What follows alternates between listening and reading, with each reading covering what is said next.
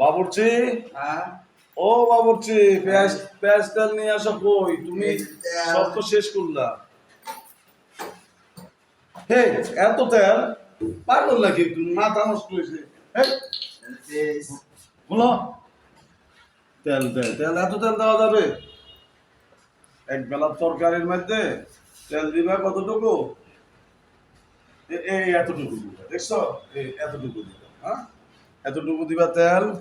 পেঁয়াজ দেখি, পেঁয়াজ কই? হে, এত বড় পেঁয়াজ একবার তুমি তো আর ধ্বংস করবা। এ ধরো, এই পেঁয়াজ দিবে, এইটা এইটা ধরো, এইটা না, এটা না পেঁয়াজ। আপনার ধারকে টেকে হ্যাঁ, আর রসুন কই? রসুন, এই যে রসুন এতগুলা রসুন। হ্যাঁ রে, তুমি তো বাজারে রসুনের দাম হচ্ছে কত, পেঁয়াজের দাম কত? যাও, এগুলো নিয়ে যাও। এই যে রসুন, এগুলো এগুলো এগুলো দাও, এটা নিয়ে যাও, এগুলো নিয়ে যাও। আর তেল থাকে কেন? যাও। সব সময় আদা পেঁয়াজ দিবা, রসুন 2 কোষা দিবা, তেল দিবে একটু। বাজারে যে অবস্থা, তুমি গেছো বাজারে আগুন লাগছে। আর কি